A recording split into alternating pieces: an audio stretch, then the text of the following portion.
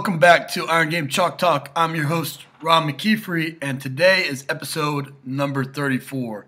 We've got a great guest for you today. Coach Connors, Jeff Connors from East Carolina, is the head strength coach there, assistant athletic director.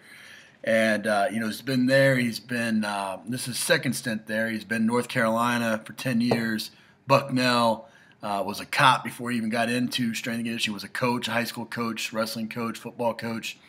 And I wanted to have Jeff on the show.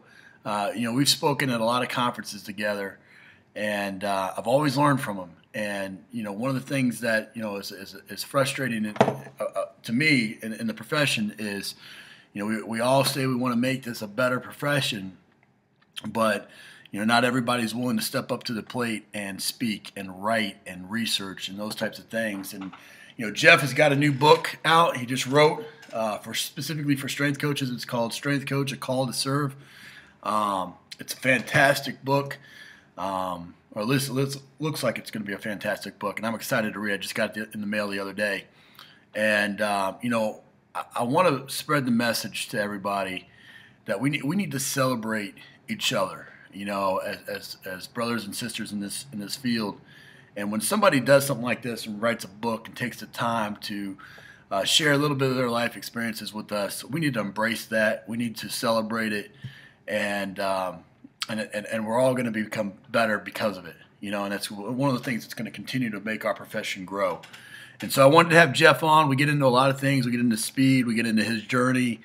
We talk a little bit about athlete accountability, and just some really great stuff in there.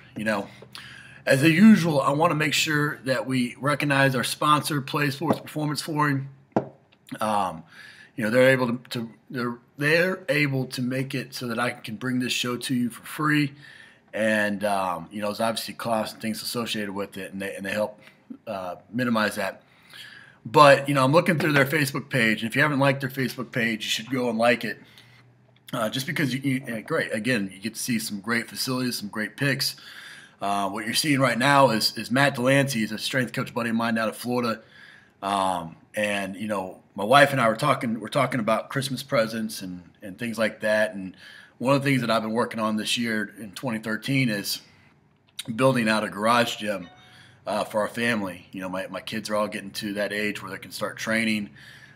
Wife, myself, the whole deal. And so I'm looking across these pictures, and I see Matt's garage gym here that is just awesome. It's decked out, and he's going to be putting some Play Sports Performance Flooring in his facility, his garage here. And so I'm extremely jealous and got some Christmas ideas. But they do a great job all the way throughout. And if you're in the market for a flooring, a turf, a track, reach out to them. I can't say enough that they're that's not going to be the hard sell, those types of things. They just brought on Rich Gray. If you don't know Rich, huge step up there, and having a great guy on their staff, and a guy that's been in the trenches that can help out. And they'll help you any way they possibly can, even if it's a situation where it might not be the right product for you.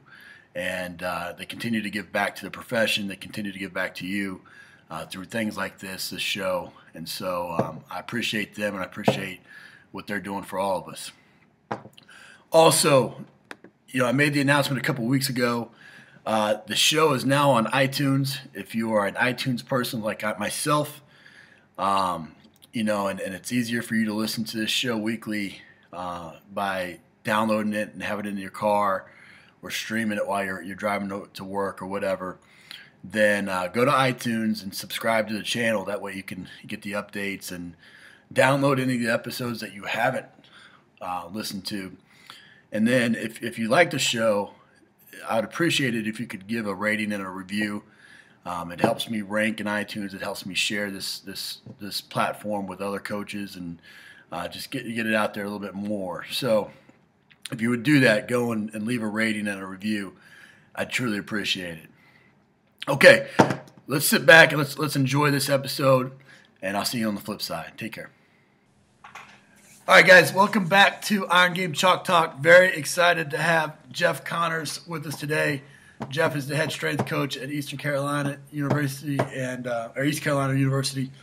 A guy that I've followed for many years. We've spoken at a lot of different clinics together. He's written a book, The Strength Coach, A Call to Serve, that just got in the mail the other day, so excited to read this. And just a guy that I've learned a ton of from sitting in the audience and taking notes when he presents. And I can honestly say that every time I've sat there, I've learned a ton. So, Coach, I appreciate you coming on the show, man. Well, I appreciate the opportunity. It's an honor to be on the show and anxious to get into some topics here. Absolutely, man. Well, hey, we're talking about speed because that's something that I'm writing notes like crazy anytime that I hear you present because you just got a wealth of information there. But let's get into a little bit of what are some things that you see coaches across the country doing wrong right now. I know, one thing that I've always heard you say, and I've written down almost every time I've heard you present it, is that it's got to translate to sport or it's pointless. Right. Whatever sport that is, but it's got to translate. So I'm excited to hear your thoughts on that. Well, a little bit of history. The first individual that I was exposed to was Kevin McNair, and I went down and got to be friends with Ronnie Jones from the Philadelphia Eagles, who was a strength coach there at that time, and got to go into their camp and listen to McNair a couple times and watch him teach. And I just thought that he was an excellent teacher, and he was all about acceleration. And I think that he is the pioneer for speed development with football. At that point, from there, I was exposed to Lawrence Seagrave, who I think that he's had some great ideas, and I certainly learned a lot from him as well. The drills and so forth, primarily from Lauren, were max velocity in nature.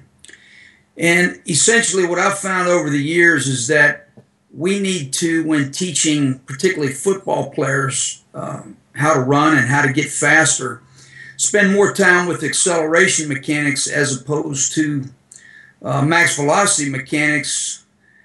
And I don't think that we realize sometimes that the teaching cues are so much different for acceleration, to where we're trying to get separation, we're trying to scissors the legs, we're trying to get that foot back to the ground to apply force into the ground. I think that Lauren made a great point in one of his presentations in pointing out that human beings do not possess jet propulsion. So we got to get that foot back to the ground. I spent some time with Mark Ripito this year. I went to one of his certifications. I wanted to sit in on that for a few days. And I thought that was very beneficial in that what I want to do in our program is make sure that I target with the back squat the muscle groups that are responsible for overcoming inertia. And, looking at the way that he teaches the back squat, we're focusing on activating a lot of muscle groups with one exercise, that being the glutes, keeping stress on the hamstrings, the external rotators of the hip, and the adductors with one exercise. A lot of people don't understand how much the adductors are involved with sprinting as well, particularly at speed.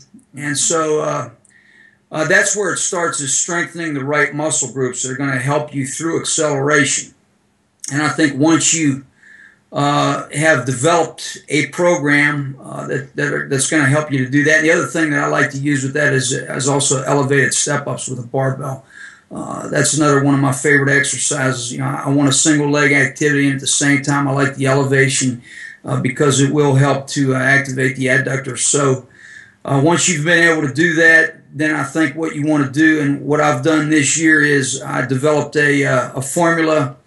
I've actually got a couple power quotients. My one power quotient that I use is 5 values of vertical jump, 3 values of broad jump in inches, 1 value of power clean, and I divide that by 40 times. I've been using that for a number of years.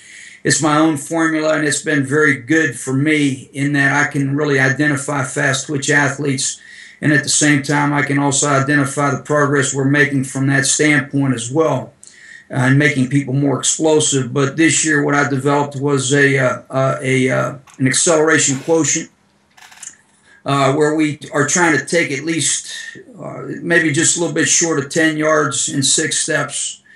And again, we're trying to get separation. We're working on our flexibility, our separation. We're working on trying to get that foot back to the ground and activating the glutes so we get big force into the ground. And we're also looking at the time that it takes us to take those 6 steps.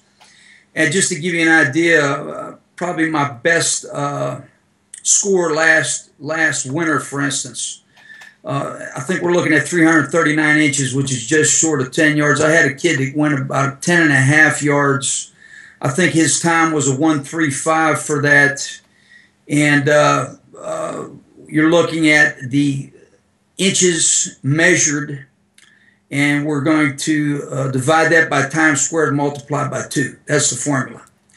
And so, you know, what he ended up with here was a 424, and he covered 387 inches. So this is one of the things that I'm doing to focus more on acceleration development.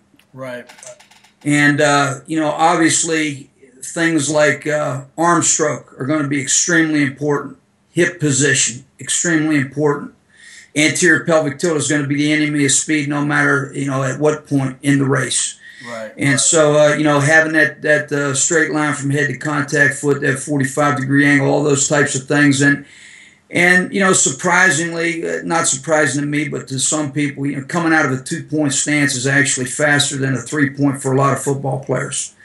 And, you know, the football game is played, you know, very seldom are you in a 3-point speed stance in a game of football, if ever, of course. So, you know, we're playing the game in an upright position, and so that's the way that we're measuring our acceleration. And that acceleration quotient has been good for me, and also the power quotient's been very good for me. And so we kind of hang our hat on those 2 things in relationship to being able to evaluate if we are, in fact, making progress, developing power. And since I've been at East Carolina, the last 3 years, we have taken our athletes from 15 people who run a sub 4.6 to 29 people who run a sub 4.6. And of course, you've got to take the speed to the field. Right. And the other thing about this is the acceleration component of this doesn't necessarily match up with someone's 40 time. So, like, you can have a good 40 time, right, not necessarily a great acceleration time, probably a respectable acceleration time, but I've actually got people who have excellent acceleration times. Let's say we're timing the 20. That's what we like to time. And of course, we work with the 10 as well. But even with this, the formula that I've given you and working that stick drill, where you're increasing each stride by 9 inches after that first step, which is 3 feet. You still want to run 20 yards because you don't want to reach out with that last step. Right. I want them to be fluid through that 10 yards. Mm-hmm. So we're going to run a 20.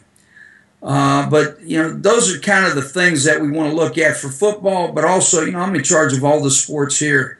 And, you know, how many of the sports that we coach are really max velocity sports, with the exception of track. Very few. Very few.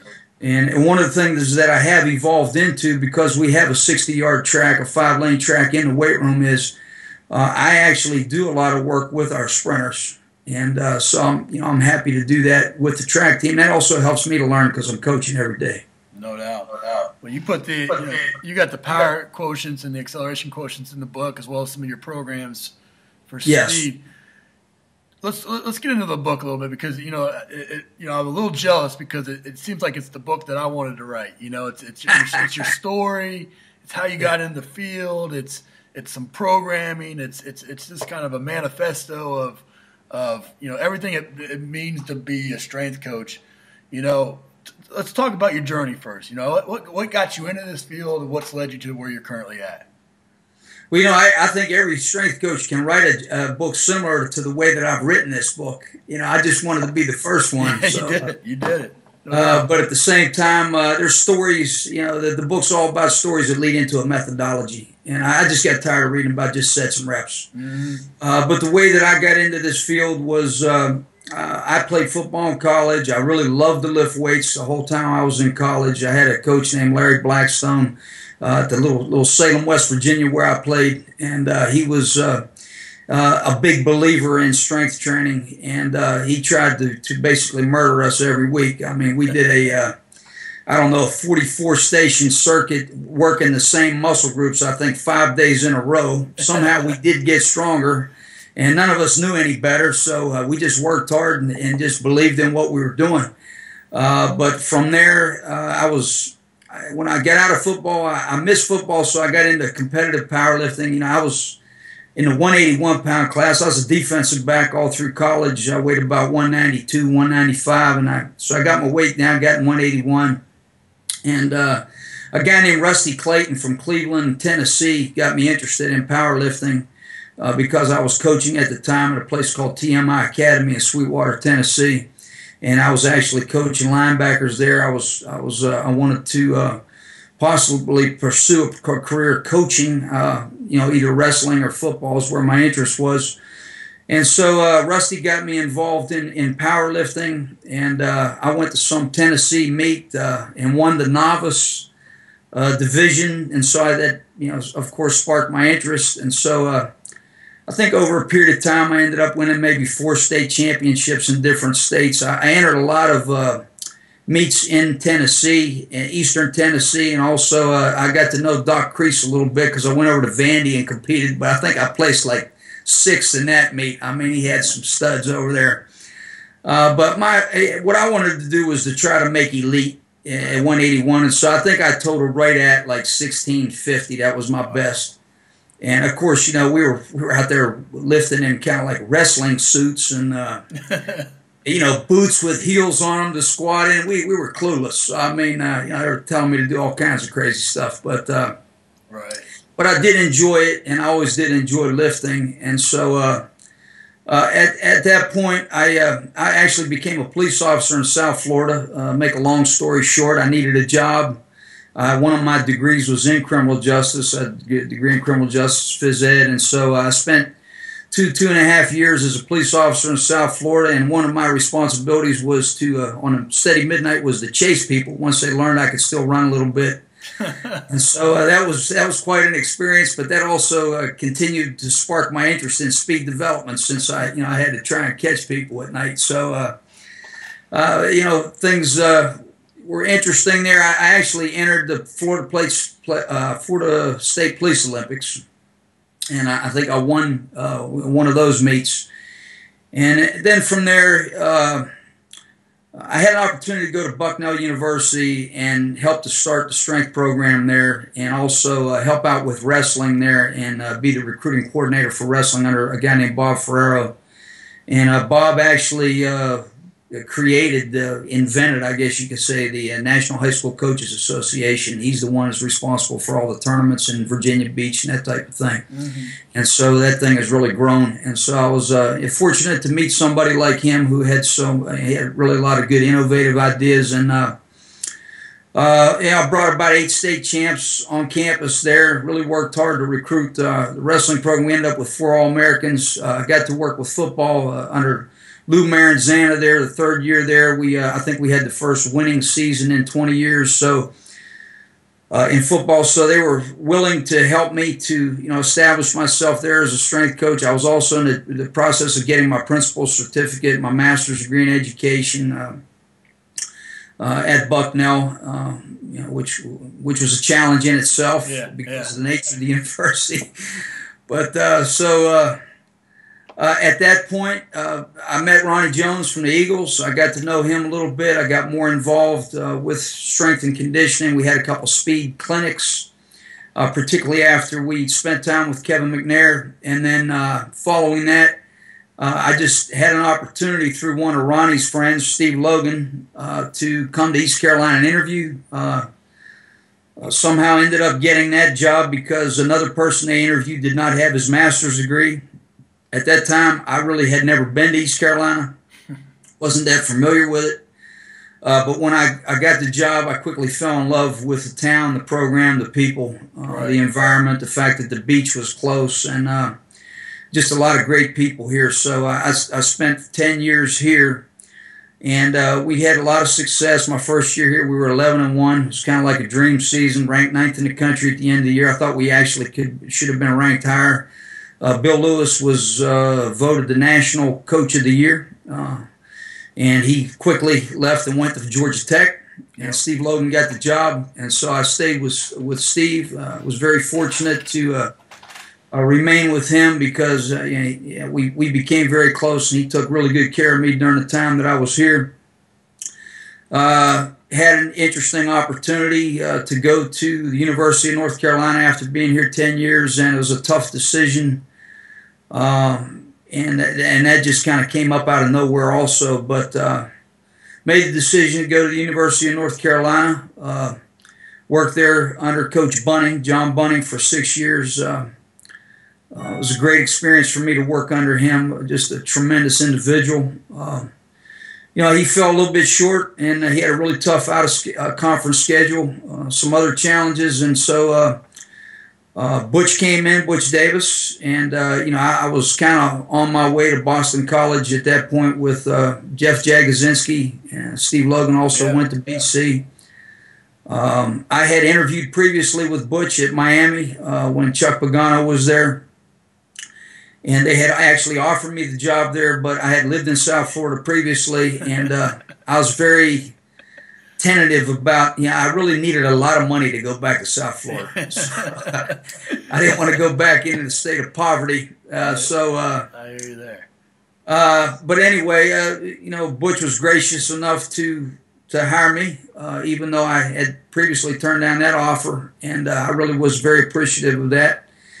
And so, I was 4 years there with him, and of course, most people are familiar with some of the things that happened there with the program, some unfortunate things, and I actually had decided to accept a position with MARSOC, Special Ops with the Marine Corps at Camp Lejeune, with Jacobs Technology, and met with Butch, and the AD had called me, and so they gave me an offer to stay at UNC. So I decided to stay, and then about 1 month later, I had a chance to come back here to ECU, which I've always considered home, and so I had to take advantage of that, and that was a really tough decision because I hate burning bridges. They really went out on a limb to help me and get me a new contract, but there's no place like home. Right. And so I'm not really worried about the emblem on my sweater as much as I am my work environment and the people I'm around. And I had a great time at UNC, and the resources there were tremendous, and I met a lot of unbelievable people. But I'm just more kind of a blue-collar guy, I guess you could say. Sure. And so I'm a little bit more comfortable here, and just a great opportunity to come back. So. It's amazing how, hearing the stories, I ask this question pretty much on every interview, and they're all about the same. They started and had a passion for training, had some great coaches, mentor. It's amazing how when you have those coaches, they crush you, and then when you start to learn about these things, you go back and you wonder why. You wish you could go back and confront some of them, don't you? Absolutely. Well, I saw my head college coach on the sideline. He was on the sideline of Marshall because his brother's son-in-law is a receivers coach there, Mike Fernie.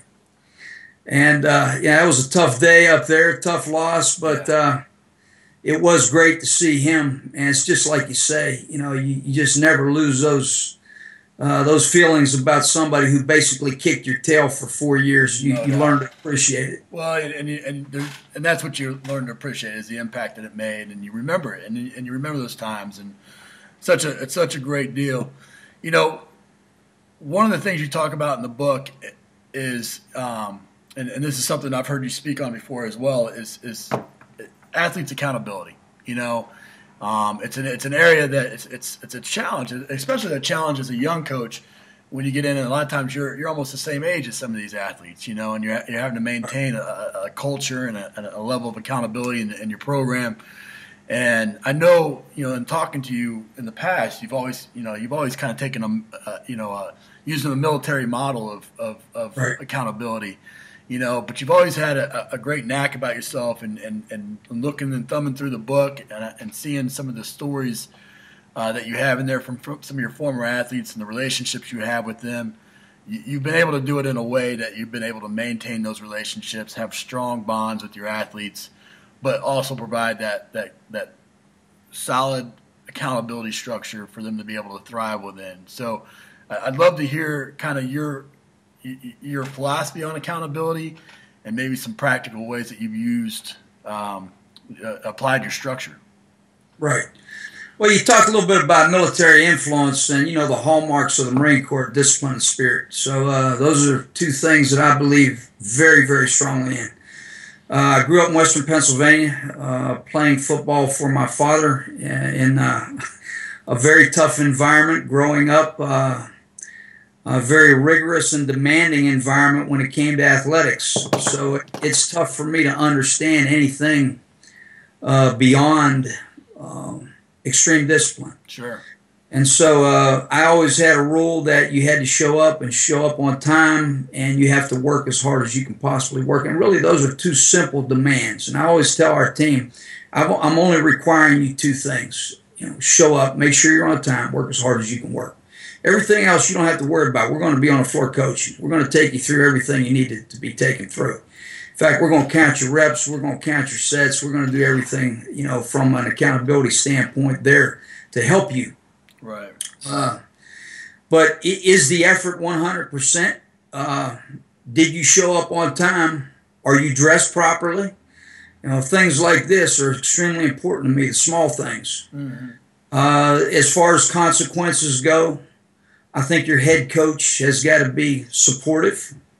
I think everybody's got to be on the same page as far as what your program is going to be with regard to consequences. Obviously, what we did 15, 20 years ago is not something that we can do now.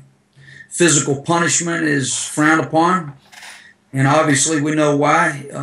Obviously, we don't want anybody to be harmed, anybody to go down as a result of conditioning, anything like that. So, right. We want to bring discipline to the athlete because we know that athletes, we know that nobody's going to be successful in life without discipline. And so it's our responsibility to make sure that we bring that to the athlete, particularly when we have a lot of athletes who come from single-parent homes, who haven't had that male figure. And if you look at what Jimbo Fisher said at the last football conference, and those quotes are in my book, he talks about the modern-day athlete and how things have changed. So what I do is I make sure that I'm on the same page with our head coach. If I have to confront someone, I basically like to confront them in a private setting. I like to bring them into my office and educate them and have them learn about discipline and learn about the definition of discipline and learn why it's important.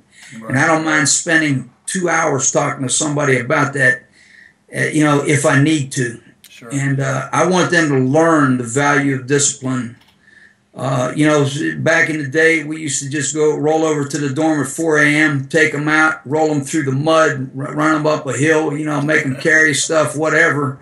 And, maybe that wasn't the smartest thing to do. Right.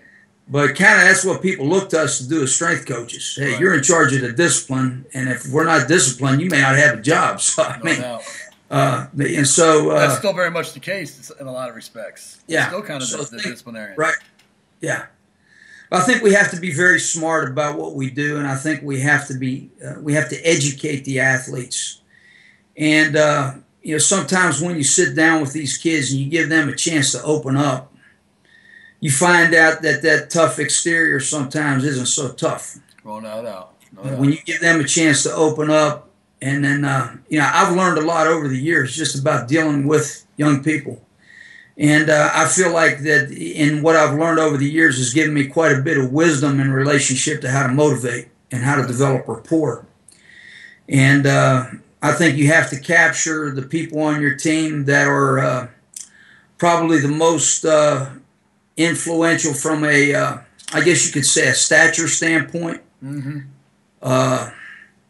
The guys that are vocal, maybe sometimes they don't know how to be vocal in the way that they should be vocal. So I try to educate them as to the right ways to lead. And I've had quite a bit of success with that. Sure. I think the fact that some athletes see that they can still make it to the NFL and not be disciplined makes our job hard. No doubt. I saw I don't know if it was Tommy Moffitt or I don't know where the sign was that I saw in somebody's office window. Hey, we don't want to talk about these guys because they're not disciplined. Hey, I feel you there, man. I feel you. At the same time, I'm going to go the extra mile to try to get them to understand what they need to do, and I am going to be demanding about it. And I'm fortunate because I do have a head coach that'll back me up. Right. I think that's something that you have to have. But I've been on the edge where all that stuff is concerned over the years, and I really have been fortunate to. I'm just glad that nothing negative has ever happened because I just remember some of the different things that we that we did to establish discipline that maybe weren't that smart at the time. Well, a couple of things I heard you say there, and I think it's so important. And it's one of the things I've got a couple slides on in a presentation I'm giving at the national conference, but I heard you say that you got to be on board with your head coach, and your head coach has got to be on board with you, and almost to the point where I believe that's a conversation you almost need to have in the hiring process. How do you discipline? How do you want me to be? What does your accountability structure look like right now? And because sometimes when you're a man of values and character, like most strength coaches are, or female with values and character. It's hard to kind of swallow your pride sometimes on things. When you take being on time very, very important, or the details very, very important. And if you got a coach that doesn't see it the same way, then you're going to have a hard time wherever you're at. But if you identify it on the front end, most head coaches want that. They want that accountability. They want that discipline, and they'll support you 100%.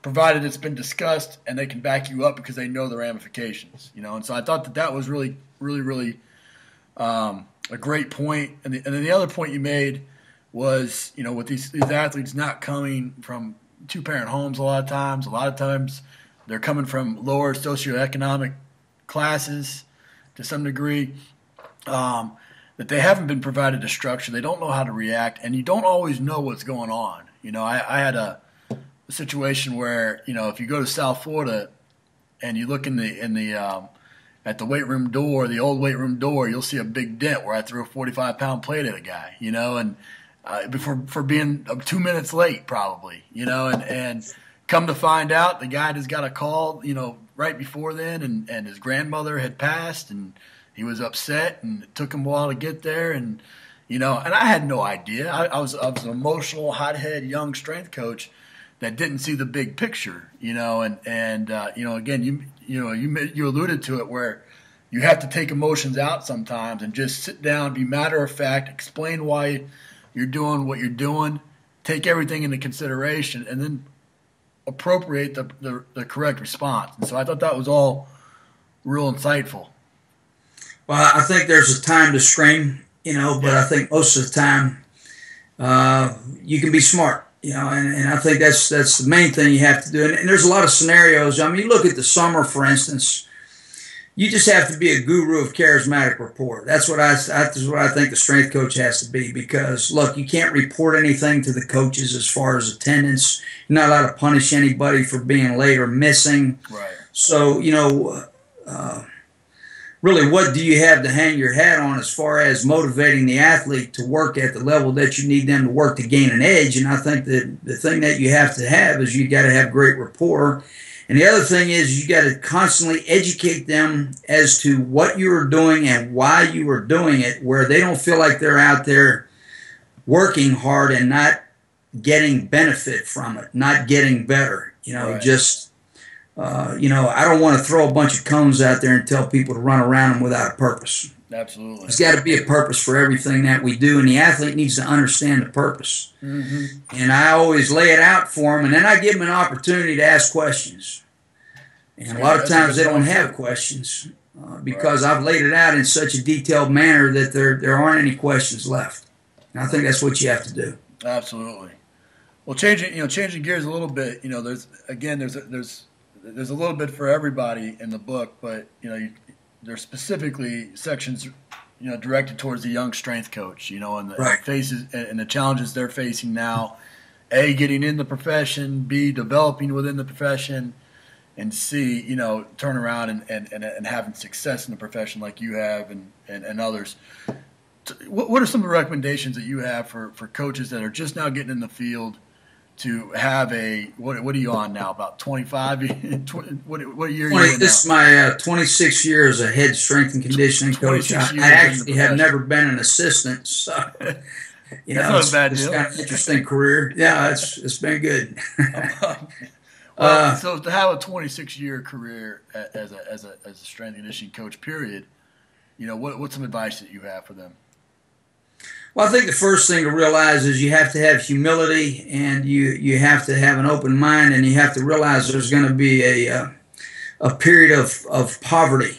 And so, if you want to go attach yourself to somebody in some manner that you can learn from, sometimes you're not going to be in a great situation financially, and you're going to have to do whatever it takes to establish yourself as somebody who wants to learn, to try and define what your weaknesses and strengths are. And when you define your weaknesses, then you have to continue to attach yourself to people who you think can strengthen those weaknesses. Mm-hmm. And so I think that you have to have a comprehensive plan of learning. And if you want to be a football strength coach, you have to realize that there's only so many of those guys out there, and those jobs aren't easy to come by. And if that's the road you want to travel, then I think you have to be very proactive. You have to be very persistent. Sometimes you can't take no for an answer, and at the same time, you have to have a demeanor where you're going to get respect from somebody who might, be a great mentor to you. And the way you get respect is you got to be willing to work. You got to be willing to work hard, and you got to be willing to stay long hours. Be the first person there, the last one to leave. Show that you have that type of work ethic and commitment and level of accountability. And then at some point, you're going to have to demonstrate the fact that you can think. Yeah. And the other thing is you're going to have to demonstrate that you can have rapport with young people. And so I think that's definitely it's a good combination. Probably the thing that's helped me the most over the years is my rapport with young people. And because I like to sit down with them. I like to know what makes them tick. And at the same time, I like to be on a level where they respect me, but at the same time, they know that I kind of have an understanding of what they're going through. Right. And the fact that I played collegiate football, the fact that I hire people to work with the football team, most of the people I hire played collegiate football. Yep. And one of the reasons I do that is because I emphasize position specifics to such an extent. I need people with knowledge.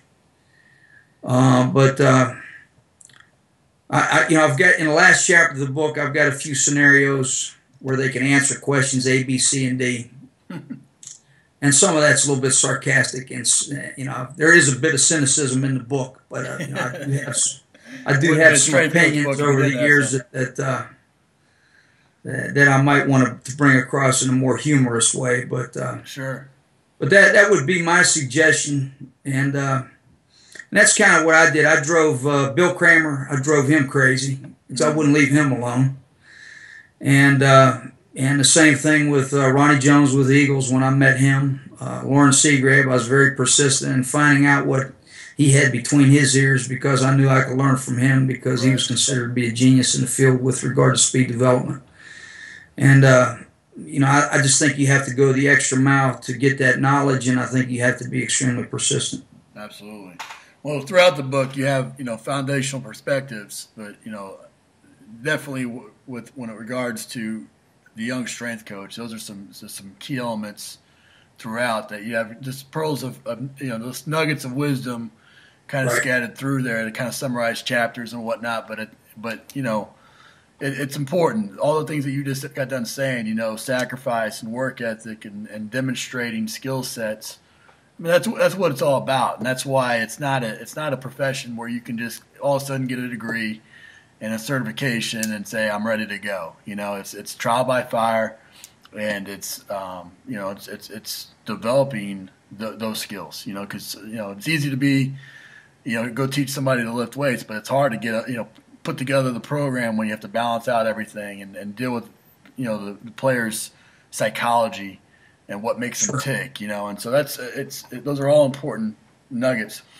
You know, I think the other thing too is you know, interacting with boosters and people around the program. That's important too. One of my foundational perspectives for the strength coach is learn to swing a golf club. You know, you can get out there and meet people. Absolutely right. I'm not that good at golf, but I think I can beat most strength coaches at golf. He definitely beat me. That's one sport that I have not mastered at all. You know, but you're right. I definitely, you know, when you got all those booster events that pop up, it's a great networking. And it brings up a good point in that get outside of your little dungeon weight room and go interact with other people in the building, you know, and that's going to pay huge dividends. You know, Coach, I always kind of end these things with, you know, with some recommendations for young coaches to kind of be able to go out, or any coach for that matter. Give me a couple of quotes that you live by or that are plastered in your weight room. No amount of pain, suffering, self-sacrifice, or dedication is too great a price to pay for ultimate victory. That's Vince Lombardi. And that's what I live by, and that's what I expect our players to live by. I live by two words that I love, and that's fanatical and relentless. Every day when I show up for work, I want to be fanatical and relentless, and I expect that from my staff, and I expect that from anybody who comes in that door to train. And so, you know, that kind of reflects an extreme commitment. From a leadership standpoint, sometimes silence is golden, and sometimes it's just plain yellow. So sometimes it's good to keep your mouth shut, but other times, if you know, sometimes you got to speak up to get something done. From a leadership standpoint, my dad coached me all through high school. He always said football's fun if you win, win if you hit. I always loved that one. And the other one that he always loved was, you know, it's not the size of the dog in the fight, it's the size of the fight in the dog. Those are some of my favorites. I got a whole bunch of them, but chapter 6, you'll see the story of the dog soldier, and you know, that's a whole nother story. But you know, if you read that story, you can see basically what the level of commitment and the expectation is, and that story kind of reflects it, particularly for a football player who is a territorial animal. No doubt, no doubt. What about you know, when you're surfing the internet or you know, or using the phone or whatever? Give me a website or an app recommendation. I mean, just like most strength coaches, I like T Nation, I like Elite FTS. You know, I like all those sites. I think there's a tremendous amount of knowledge on there. I like Starting Strength. You know, I like a lot of respect for Ripito. I like his concepts. I really like Bosch and Klomp's book, Running. It's a tough read, and you got to pick it apart, but it's definitely worthwhile. Again, you know, the Canadian Coaching Center website is a great resource. If you want to learn more about speed development, you can pick that apart and study the videos there. I think that can be tremendously helpful for you. Absolutely. But you know, I really believe that your best resource is hours of coaching, and that's why I know nothing about computers. And so I want to be on the floor coaching, because I really believe that even at this point, you know, I'm 57 years old, I'm still learning every day. No doubt. Because when I get out and coach people every day, and I look at fluidity of movement and body position and things like that, you know, it's a learning process. And when you put the hours in coaching, I think that's your best resource of learning. There's no doubt. And so, you know, I don't think anything substitutes for that. But in this profession, it's a beautiful profession because it's so dynamic. There's always things out there that you can learn. even with people that don't have the same type of methodology that you may have, if you go spend time with those individuals and you have an open mind, you're going to learn something. There's no doubt. So I respect everybody in the profession because I feel like I can always learn from somebody by just being around them. Well, and identifying mentors. You mentioned that earlier, getting around other strength coaches and being able to pick their brain, learn from their mistakes. And honestly, that's the reason why I started this show, is to get a chance to learn from other coaches. And you can save yourself a lot of heartache that way, can't you? Absolutely. Yeah, if you look at our buddy Joe Ken, he had that, he would have a kind of a travel, I guess you could say, plan every year that he'd plan to go visit, 6, 8 schools. Yep. And I always thought that was interesting, and I felt flattered that Joe came to visit me one year. So, no doubt. But I think that's a great plan because you can always learn from those people out there and become a better coach that way. Absolutely, and taking advantage of opportunities when you do roll around. Instead of going out and just partying all weekend on a conference, actually have a plan, go with questions, and just like you did with Rippetoe this year, getting out and had a specific question, specific problem, and you got it answered for yourself. And so I've always got money in the budget where I can go visit, not just the national conference. I got to have money where I can go 2 or 3 times to visit other people because I know I'm going to learn that way. A guy, Steve Watterson, a great guy to learn from. Tennessee Titans. I'm big on kettlebells these days as a side dish. Anthony DeLulio, another good resource. So you can always find people out there who can enrich your program. No doubt. Well, Coach, like I said, I'm very excited to get through this book, and as you mentioned earlier. There's just not enough good books by other coaches to kind of to show us the way, and be transparent and allow others to see that it wasn't you just showed up and you were a great strength coach. There was a big long process that a lot of people contributed to that's still being developed even at 57 years old. And it's a daily grind to be the best version of yourself as a coach, and I know you live that. It's one of the many things I respect about you, and obviously it's paying off. For your team, it's finished up 9-3, right? We're 9-3 this year. Finished up 9-3, going to a great bowl, and lots of success there with the book launch as well. Tell everybody how to get the book, Coach. Well, the book, the name is Strength Coach, A Call to Serve, and that name is not an accident. I believe that we are servants in this profession, and we are here to serve the athlete. And I realized that was and is my calling, is to help young people, not just collegiate athletes, but I've also been a foster parent and things of that nature as well. So I've got a real interest in helping young people. But the book can be found. You can order it from my wife on Facebook, Michelle Connors. It is on Amazon. I think we're going to work something where people can actually order from you as well. Well, yeah, we'll make sure to link all this up, so that you're able to get it. But I'd highly recommend people. It's a huge book. How many pages is it, Coach? Here, 300 and something pages. 340 pages. It is it's a pseudo biography. It's stories that lead into a methodology. It's kind of dedicated to my dad, who was my coach, who I referred to through the book as Wild Billy because that was his nickname. And the underlying theme is discipline. And so there's kind of a lot of things going on within the book. I hope people enjoy it. I think they will. And I've tried to be very candid throughout the book as well. And, I just wanted to put something out there that was a little bit different. Sure. So, yeah. Well, Coach, I appreciate your time, buddy. Thanks so much. Best of luck in the bowl game. Thank you very much. It was great spending time with you. Thanks. Quick things before we let you go. Want to make sure that we let Jeff know how much we appreciate him coming on the show. So if you could, go to ronmckeefery.com/Jeff Connors. ronmckeefery.com/Jeff Connors. And join me in the comments section and let Jeff know how much you appreciate his time and his efforts by coming on the show and putting out a great resource in his book, The Strength Coach, A Call to Serve. I'm going to make sure to put in the links there, how to get it to the book on Amazon. I'm going to try to get his wife's Facebook page up there as well. And then we also talked about doing some things here as well. So check at that link, ronmckeefery.com/Jeff Connors. And if you're going to order that book, it should be an easy way for you to track that down.